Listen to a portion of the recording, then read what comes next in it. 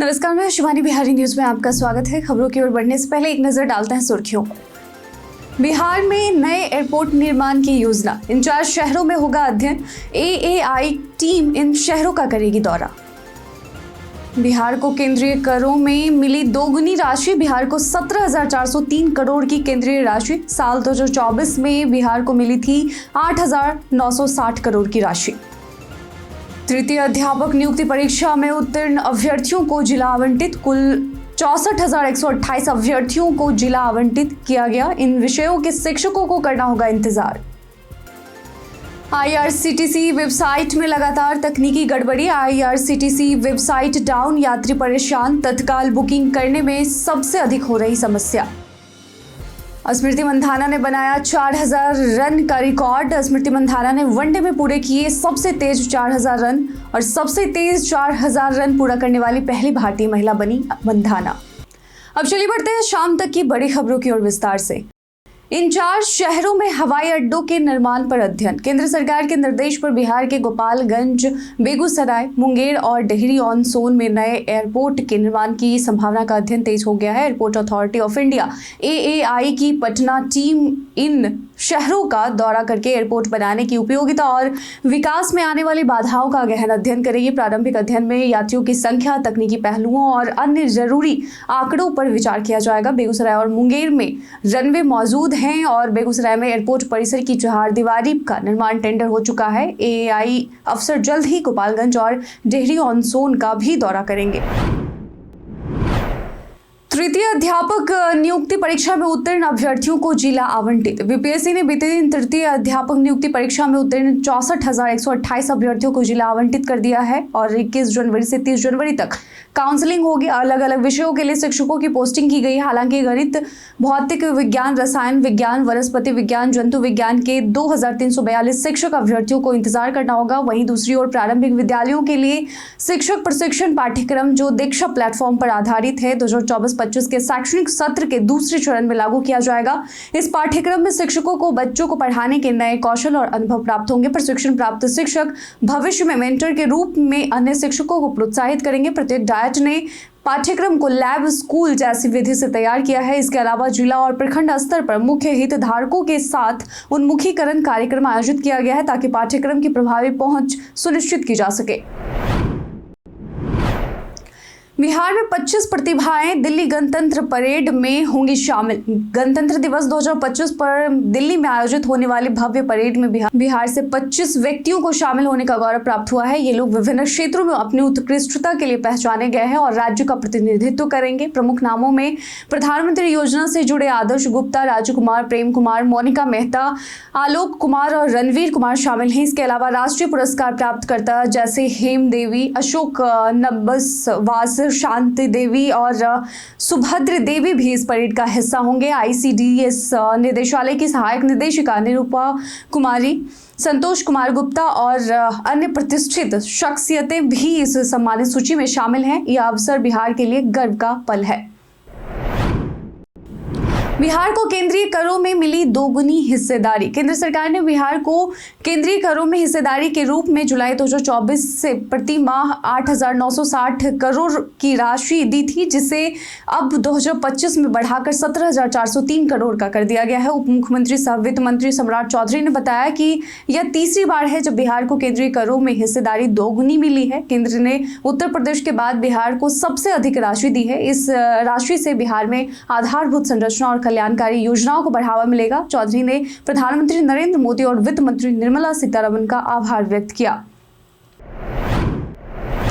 गया में बनेगा अत्याधुनिक तकनीकी केंद्र। बिहार सरकार ने गया जिले के खीजसराय अंचल के मौजाडे गांव में 200 करोड़ रुपए की लागत से एक अत्याधुनिक टेक्नोलॉजी सेंटर बनाने की मंजूरी दी है। यह सेंटर केंद्रीय एमएसएमई मंत्रालय के तहत स्थापित होगा और 20 एकड़ में बनेगा। इसका उद्देश्य तकनीकी विकास को बढ़ावा देना और बिहार के युवाओं को रोजगार एवं प्रशिक्षण के अवसर प्रदान करना है। केंद्रीय मंत्री जीतन राम मांझी ने इसे बिहार के लिए क्रांतिकारी कदम बताया। सेंटर 500 से 1000 लोगों को रोजगार देगा और विभिन्न तकनीकी क्षेत्रों में कार्य करेगा, जैसे इंजीनियरिंग, 3D प्रिंटिंग, ऑटोमेशन और स्पेस पार्ट्स निर्माण कार्य शीघ्र शुरू होगा, जिससे राज्य में आर्थिक विकास होगा। बिहार में इस साल बढ़ेगा बिजली उत्पादन। इस साल बिहार को मिलेगा 1440 मेगावाट अतिरिक्त बिजली। नए साल 2025 में बिहार में कई बिजली परियोजनाएं चालू होंगी, जिससे राज्य का बिजली कोटा लगभग 1440 मेगावाट बढ़ेगा। बक्सर के चौसा में 660 मेगावाट की 2 इकाइयां, बाढ़ स्टेज 1 की तीसरी इकाई और झारखंड के चतरा में नॉर्थ कर्णपुरा की इकाई से बिजली का उत्पादन शुरू होगा। इससे बिहार को भी लाभ होगा। इसके अलावा लखीसराय के कजरा में 185 मेगावाट सोलर परियोजना भी चालू होगी। इससे बिहार में बिजली आपूर्ति में सुधार होगा, जिससे विकास की गति तेज होगी, उद्योगों का उत्पादन बढ़ेगा और किसानों को अधिक बिजली मिलेगी। ऊर्जा मंत्री विजेंद्र प्रसाद यादव ने कहा कि इससे राज्य में हर क्षेत्र में विकास होगा और लोगों की जीवन शैली में सुधार होगा। मशाल कार्यक्रम के लिए रजिस्ट्रेशन की तारीखें बढ़ी। बिहार सरकार खेल के क्षेत्र में महत्वपूर्ण कदम उठा रही है। इसके लिए मशाल कार्यक्रम की शुरुआत की गई है, जिसमें 14 से 16 वर्ष के 60 लाख बच्चों की खेल प्रतियोगिता आयोजित की जानी थी, लेकिन ठंड के कारण इसे टाल दिया गया है। रजिस्ट्रेशन अब 15 जनवरी तक जारी रहेगा। चयनित बच्चों को राष्ट्रीय और अंतर्राष्ट्रीय स्तर पर ट्रेनिंग दी जाएगी और इसका खर्च सरकार उठाएगी। स्कूलों में खेल सप्ताह के दौरान विभिन्न खेल प्रतियोगिताएं आयोजित हो रही हैं, जिसमें फुटबॉल, क्रिकेट, दौड़, साइकिलिंग, कबड्डी और वॉलीबॉल शामिल है। चयनित खिलाड़ी जिला और प्रखंड स्तर पर प्रतियोगिताओं में भाग लेंगे। मोतिहारी पुलिस ने नशीली दवाएं की बरामद। मोतिहारी पुलिस ने करोड़ों रुपए की नशीली दवाओं का जखीरा बरामद किया है। सत्यम इंटरप्राइजेज में छापेमारी के दौरान अलमारी, पलंग और सोफे के कोनों से नशीली दवाएं मिली। पुलिस ने एंटरप्राइजेज के मालिक सुरेंद्र जायसवाल, उनके बेटे और पत्नी को हिरासत में ले लिया, जबकि एक आरोपी भागने में सफल रहा। बरामद नशीली दवाओं की अंतर्राष्ट्रीय कीमत 1 करोड़ रुपए से अधिक है। एसपी स्वर्ण प्रभात के आदेश पर कार्रवाई जारी है और पुलिस ने मालिक के आलीशान भवन को जब्त करने की प्रक्रिया शुरू की है। रिपोर्ट्स के मुताबिक मालिक पूर्व में नेपाल में भी जेल जा चुका है। रक्सौल में पकड़े गए चीनी नागरिकों को 3 वर्ष की सजा। भारत में बिना वीजा के प्रवेश करने वाले 2 चीनी नागरिकों को 3 वर्ष की सश्रम कारावास की सजा सुनाई गई है। ये दोनों नागरिक 23 जुलाई 2023 को मोतिहारी जिले के रक्सौल बॉर्डर पर पकड़े गए थे। रक्सौल अनुमंडल के न्यायिक दंडाधिकारी शिवम सिंह ने दोनों को 3 वर्ष की सजा और 10 हजार रुपए जुर्माना लगाया। यदि जुर्माना नहीं चुकाया तो एक अतिरिक्त वर्ष की सजा भुगतनी होगी। गिरफ्तार नागरिकों के नाम झाओ जिंग और फू कंग थे, जो और उनका पता चीन के जियाझी राज्य का था। भारतीय आव्रजन अधिकारी सुरेश सिंह ने कार्रवाई की। सीएम ने कस्तूरबा गांधी आवासीय विद्यालय का किया उद्घाटन। मुख्यमंत्री नीतीश कुमार ने दरभंगा में प्रगति यात्रा के तहत वृहद आश्रय गृह और कस्तूरबा गांधी आवासीय विद्यालय का उद्घाटन किया। उन्होंने जीविका दीदियों और टोला सेवकों से मुलाकात की। मुख्यमंत्री ने सिंहवाड़ा प्रखंड के भराठी में आश्रय स्थल का उद्घाटन किया और सिमरी में विभिन्न योजनाओं का निरीक्षण किया। उन्होंने केजीबीवी और पोषण वाटिका का उद्घाटन किया। साथ ही विभागीय योजनाओं का रिमोट के माध्यम से शिलान्यास किया। दरभंगा बस पड़ाव और हराही तालाब सौंदर्यीकरण के प्रस्ताव का भी निरीक्षण किया। एनडीए कार्यकर्ताओं ने उनका स्वागत किया। अशोक चौधरी ने तेजस्वी पर किया पलटवार। बिहार के मंत्री अशोक चौधरी ने नेता प्रतिपक्ष तेजस्वी यादव के आरोपों का जोरदार विरोध किया। तेजस्वी यादव ने आरोप लगाया था कि बिहार में डीके टैक्स वसूला जा रहा है और सरकार रिटायर्ड अधिकारियों के हाथों चल रही है। इसके जवाब में चौधरी ने लालू यादव और तेजस्वी यादव पर निशाना साधते हुए कहा कि उनकी सरकार के दौरान बिहार में मामा टैक्स और साला टैक्स जैसी घिनौनी प्रथाएं थी। उन्होंने यह भी कहा कि नीतीश कुमार के नेतृत्व में बिहार में अनुभवी अधिकारियों के साथ विकास हो रहा है। चौधरी ने आरोप लगाया कि तेजस्वी यादव इन मुद्दों पर भ्रम फैला रहे हैं, क्योंकि वे बिहार के प्रशासन से परेशान हैं।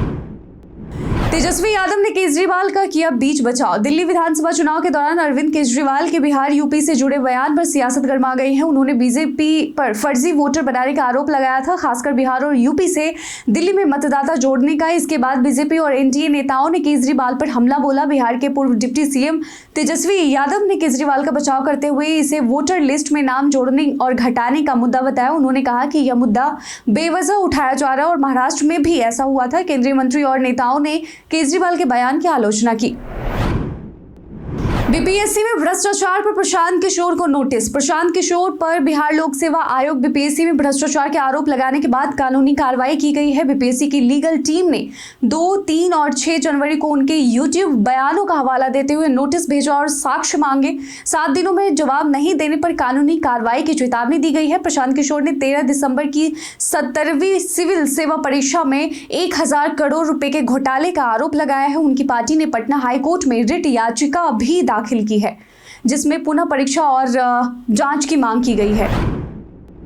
स्मृति मंधाना ने बनाया 4000 रन का रिकॉर्ड। स्मृति मंधाना ने 10 जनवरी को आयरलैंड के खिलाफ पहले वनडे में 4000 रन का आंकड़ा पार किया, जिससे वह वनडे में सबसे तेज 4000 रन बनाने वाली भारतीय महिला खिलाड़ी बन गई हैं। यह उनकी 95वीं वनडे पारी थी और वह इस उपलब्धि को 100 से कम पारियों में हासिल करने वाली पहली भारतीय महिला बनी है। मंधाना ने बीते दिन आयरलैंड के खिलाफ 29 गेंदों पर 41 रन बनाए और टीम की कप्तानी की। भारत ने आयरलैंड को 238 रनों पर सीमित किया और 34 ओवर 3 गेंद में 6 विकेट से मैच जीत लिया, जिसमें प्रतीक रावल निवासी और हसबनीस 53 की अहम पारियां खेली हैं। एक ही महीने में तीसरी बार ठप हुई आईआरसीटीसी वेबसाइट। आईआरसीटीसी के वेबसाइट में गड़बड़ी के कारण देश भर में ट्रेन टिकट बुकिंग बाधित हो रही है। विशेष रूप से तत्काल टिकट बुकिंग में समस्या हो रही है। 31 दिसंबर से वेबसाइट और मोबाइल ऐप में लगातार गड़बड़ी आ रही है, जिससे यात्री टिकट बुकिंग, कैंसिलेशन और अन्य सेवाएं नहीं ले पा रहे। वेबसाइट पर सिस्टम रखरखाव का संदेश दिखाई दे रहा है। सोशल मीडिया पर यात्री अपनी नाराजगी जाहिर कर रहे हैं और रेलवे से इस समस्या का शीघ्र समाधान करने की मांग कर रहे हैं। कुछ ने कैप्चा 2.0 हटाने और क्लाउड आधारित सिस्टम अपनाने का सुझाव दिया है। बीते दिन हमारे द्वारा पूछे गए सवाल का आप लोगों में से बहुत लोगों ने अपना जवाब हमें कमेंट सेक्शन में लिख कर दिया था। जिन्होंने पूछे गए सवाल का जवाब दिया उनके नाम है राजकिशोर महतो, गौरव सिंह, अभिमन्यु, विनोद सिंह, प्रकाश पासवान, नंद कुमार सिंह, शशि कुमार, रवि मोहन वर्मा, मोहम्मद शाकिर हुसैन, मुकेश यादव, शानवी गुप्ता, मरजीत कुमार और मुटू रंगीला। इसके साथ ही बढ़ते हैं आज के सवाल की ओर। आज का सवाल है कि क्या आप मानते हैं कि बिजली की नई परियोजनाओं से ग्रामीण इलाकों में बिजली की उपलब्धता में सुधार हुआ है या फिर होगा? अपना जवाब है कमेंट सेक्शन में लिखकर जरूर बताइएगा। आज के बुलेटिन में बस इतना ही। धन्यवाद।